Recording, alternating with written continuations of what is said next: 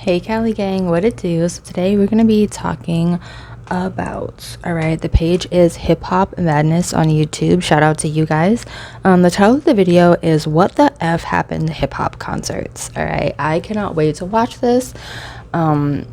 It's just interesting because hip hop concerts have definitely changed over the past like 30 years. I'm not even gonna lie.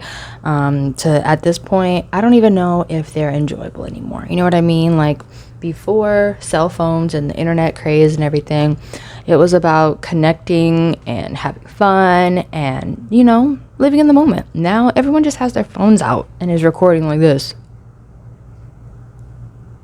Make sure they're getting the right angle. You know what I mean? So we're gonna get into it. Please like, comment, subscribe, hit the bell notification so you know if it has to when I post, get up to dates. All right, help your girls' dreams come true, becoming a full-time YouTuber. All right, we hit 1,000 subs. We have a few thousand more to go and hella watch hours to complete. All right, so let's get into it. I hope you guys enjoy the video. If you want to keep going, I will keep going tonight. If you want to keep going, I will keep going tonight. Wait, they said no. Name of Drake, thank you for having me.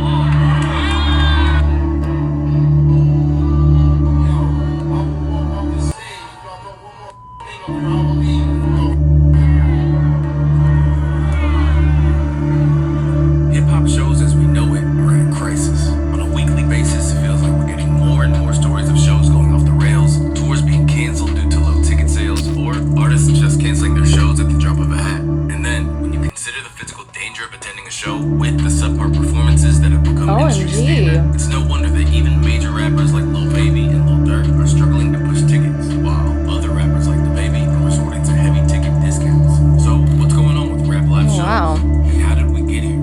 Since its inception in the 1970s, hip-hop has always been rooted in the live performance. What began as DJs looping old vinyl records for MCs to rap over at block parties quickly evolved into producers cooking up beats from their laptops. But the core principles stayed the same. Rap music was made to be experienced live, whether it was in the humble ciphers of the Bronx, on the stages at sold-out arenas, or even in the halls of the White House. Live performances have remained an essential part of hip-hop culture.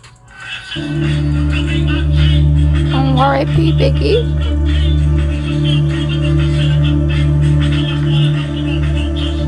As hip-hop fans, we're all familiar with the excitement of seeing our favorite artists live, whether it's right after they drop a new album or at a festival where you can catch multiple acts in one day. While the standing room at concerts can offer a memorable experience, it's often far from comfortable. The crowd pushes from the front and access to basic necessities like bathrooms or water is almost non-existent. Fans are often left waiting in these tough conditions for 2 to 3 hours during the opening acts, all in anticipation of seeing the headliner, who are usually late. In the most extreme cases, such as Travis Scott's Astroworld tragedy, this led to the death of multiple concert goers due to lack of water and lack of crowd control. These conditions make going to hip-hop shows a significant commitment, and has resulted in fans being very selective of what shows they attend, making some concerts not worth the discomfort. On the flip side, the blame could also fall on fans, whose misbehavior ruins the experience for everyone else. The high-energy vibe of a rap show often encourages some people to act out in ways that cross the line, including throwing phones, water bottles, and even booing performers on stage. This kind of disrespectful behavior has led to rappers cutting their performances short and walking off stage, leaving everyone disappointed. This has happened to artists of all sizes, such as Sway Lee getting a bloody nose from someone throwing a phone, to Kid Cudi walking out of his show for being disrespected by the fans throwing water bottles, and even Drake, one of the biggest rappers in the world, getting booed off the Camp Vlogzz stage since fans were expecting Frank Ocean. So you think you know Wix? Oh wow. But yeah, it really makes you think, like, what is happening? You know what I mean? And it's just crazy. It definitely is taking a turn. Yeah, but like at the same time, where is security? They have like no control over these or the concert goers anymore. It seems like it's really weird.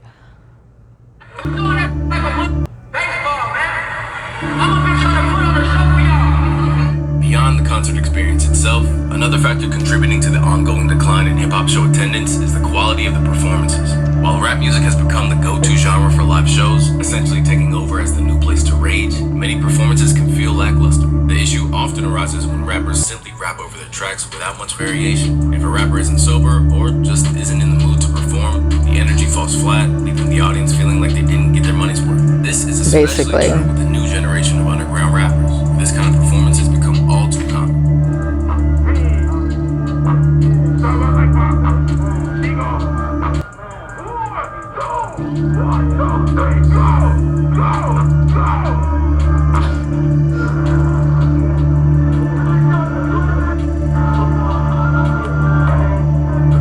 put the mic down? These days, buying a ticket to a show feels like a gamble for fans. They have to guess if the concert will be safe or if the performer will even be fully engaged. With these concerns in mind, many fans are opting for festivals instead, where they can see multiple artists for the same price as one artist tour. Big festivals like Rolling Loud and Summer Smash offer 3-day passes for around $300, featuring lineups that far surpass what any single artist tour could offer. Spending $300 to see Cardi, Travis, Future, Don Toliver, Metro Boomin, and Ken Carson all in one weekend? For many fans, that's an easy choice. The quality of a show matters more than ever these days, especially when you consider how expensive concerts have become across not just the rap genre, but the music industry as a whole. In tough economic times, going to a concert has turned into a luxury that many people can't easily afford. For a lot of shows, standing room tickets alone can cost over $100. And on top of that, fans often end up paying an additional 30% of the ticket's face value in fees, according to industry experts. The root of this issue is complex, and it can be traced back to Live Nation and Ticketmaster. Ticketmaster has long held a dominant position in the U.S. ticketing market, and in 2010, they merged with Live Nation, one of the world's largest concert promoters and venue owners. This merger is a major reason why fans are now hit with exorbitant fees while purchasing tickets. If you look closely at where these fees are going, they're listed as payments to venues, Ticketmaster, and promoters. However, in most cases, Live Nation is both the venue owner and the promoter, meaning that these fees are essentially being funneled right back to Ticketmaster. Here's an example of buying a ticket for Metro Boomin and Future on the 5th. Y'all, that is crazy to think about, and I totally forgot that Ticketmaster and the other company merged. And as far as I can remember, Ticketmaster was like one of the main legitimate places you could get concert tickets at. That's crazy to think about. And all the service fees are always crazy. Like, why are there so many service fees? God. August via Ticketmaster. This alleged monopoly on the touring industry is one of the reasons why hip-hop shows are struggling to sell tickets. The concert experience often falls short, and fans are shelling out hundreds of dollars for something that doesn't feel worth the price. Another theory gaining traction is the possibility of foul play by Live Nation against artists who don't sign touring deals with them. Most recently, Sexy Red took to Twitter after headlines reported her tour being canceled due to low ticket sales. She accused Live Nation of planting negative stories to sabotage her tour after she signed with independent touring agency AG Entertainment. Since Live Nation connects performers with different venues, this forces artists to sign with them since they can't make sure shows will sell out and they get paid. This kind of predatory business practice is something the Department of Justice is suing these companies for, since it does not allow market competition. Sexy Red's claims are not necessarily wrong, as the DOJ in their official complaint claimed that these companies are restricting artists' access to venues. Live Nation Ticketmaster has increasingly gained control of key venues, including amphitheaters through acquisitions, partnerships, and agreements. Live Nation Ticketmaster restricts artists' use of those venues unless those artists also agree to use their promotion services. If proven true, these kind of practices would be illegal, which might explain why so many media outlets were spreading misinformation about Sexy Red. When you say no to Live Nation, it's like you're saying no to the machine. A lot of people just want to be on the Ferris wheel and just want to be in the game more than they want to change the game. If you ever wonder why some of these guys don't go independent, like it takes a lot. Live Nation is beefing with AG Entertainment. Anytime they go for a bidding war on an artist that picks AG Entertainment, you always see slander. As of now, Sexy Red is set to start her tour in less than 2 weeks and has only sold roughly 45% of her tickets according to touring data. Perhaps But this was a little bit of old video, but I think at least 3 of her shows on the tour sold out. So, you know, maybe people were trying to get their money together. I do remember doing a video on her tour and she only sold, I think, 30% when I did the video, and that was like a little while ago. I'll put it down in the comments. But yeah, it's just crazy to think about. So basically, Live Nation is trying to like punk the artists to work with them, but I'm pretty sure they're going to take a huge cut also because of advertisements and everything else. Like, they don't talk about that. And I'm pretty sure artists want to say something, but I'm pretty sure they can't for contractual reasons and for everyone's safety. Like, it's crazy. Press of her tour not being able to sell tickets did impact her sales, which is something that matters in a music economy that runs on social media perception. As rap concerts continue to go through a slump, another possible culprit is how social media amplifies negative narratives about concert turnouts.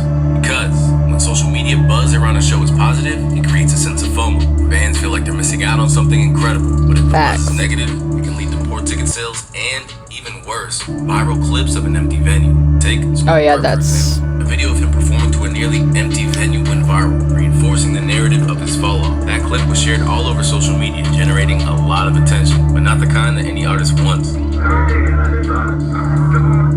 So I remember when that happened, and it was just like, it makes you think, right?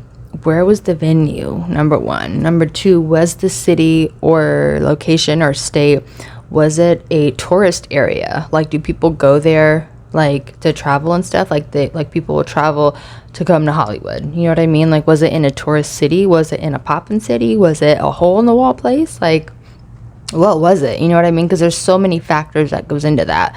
But then again, it could be the artist falling off. You never know. There's so many factors.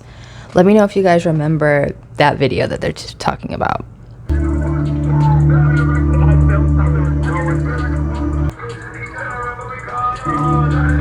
Then we have DJ Khaled. Whether you're a fan of him or not, it's hard to ignore his track record of #1 albums and hit singles. But even he wasn't spared from the impact of a bad video clip. In a viral moment, Khaled was seen singing one of his most popular tracks while the entire audience stayed silent. The clip quickly spread online, highlighting how I remember that too. with the harsh reality of public perception. All right, hold on, guys. Hold on. I'm sorry. So sorry. I remember when this happened because this was for a boxing match, I think, I think it was YouTubers and streamers. It was like YouTubers versus streamers boxing match, right? And DJ Khaled was one of the performers, and then Krishan Rock came out and performed all pregnant and shit.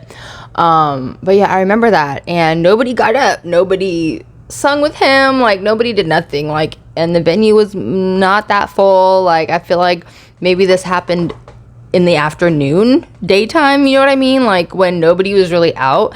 And I think they were in Florida, and it's hot as hell out there. So yeah, just put that into consideration. But let me know if you guys remember this, because I do.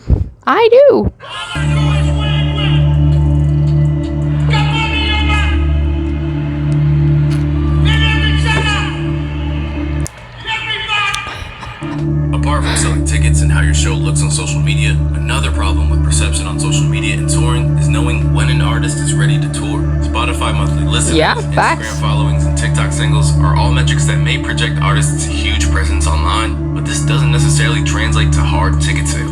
For example, Ice Spice has 25 million monthly listeners, multiple viral singles, extremely high Instagram engagement, and even a Taylor Swift collaboration. However, when it comes to her tour, some of her stops as of August 6th have only 37% capacity sold, which is bizarre considering her viral success. These kinds of overestimations in certain artists' popularity is a contributing factor to rap shows' fall off, as people continue promoting artists that have a huge following online, but does not result in high ticket sales. However, as stated before, concerts are very time-consuming and uncomfortable, and streaming music is very easy, which makes artists' popularity very distorted when it comes to touring. Even Metro Boomin and Future's tour had to cancel multiple dates despite having 2 back-to-back #1 albums, a #1 song, and getting all the press from rap's Civil War earlier this year. It goes to show that the numbers online do not directly translate to ticket sales. Facts. Many rap acts have had to learn this lesson the hard way by abruptly canceling tour dates. But it isn't all bad news, as there are still artists who are deeply committed to the craft of touring, going above and beyond to create unforgettable live experiences for their fans. Take Tinashe, for example, who has reached massive virality this year after her single, Nasty, took the internet by storm. Despite the financial challenges of touring independently, she's dedicated to giving her fans a top-notch experience, and has openly shared the reality of funding her own tours in a Nylon magazine interview, saying, "For an artist like me who isn't on a major label, I'm funding everything pretty much. After our tour, I usually lose a couple $100,000. Yet she continues to invest in her live shows and values the connection with her audience."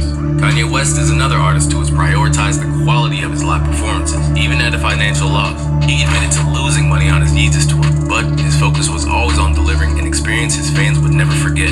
His Donda performances further showcased his commitment to pushing the boundaries of what a live show can achieve, turning concerts into immersive experiences that go beyond the music. These rollouts and performances will be seen as parts of hip-hop history. Elsewhere, Kendrick Lamar has also set a new standard for live performances, using innovative stage elements like puppets, a glass box, and shadow play to create a visual narrative that elevates his music. His shows are carefully crafted to ensure that his live vocals are as powerful as the studio recordings, with little reliance on vocal backing tracks. Meanwhile, artists like Travis Scott and Playboi Carti are known for the electrifying stage presence that they have, and truly elaborate stage designs. Travis Scott in particular has become famous for his dynamic performances, complete with grand pyrotechnics and stage setups that make his shows feel like full-scale events. His ability to make a whole town shake with his performances has solidified his reputation as one of the best live performers of his generation. Travis Scott, the artist, just crushed a major career milestone, making a whole town literally shake. Look at this footage. This is at his show in Milan, Italy. He sold out 80,000 attendees. 80,000? Thought there was an earthquake in Italy. Drake, too, has made a name for himself with his innovative approach to live shows. He's known for incorporating unique elements like a live marching band, massive arena blimps, and even an actor playing his younger self. These touches add to the spectacle, making his concerts a must-see event for fans. Each of these artists brings something unique to their live performances, proving that, for some, the craft of touring is still a top priority.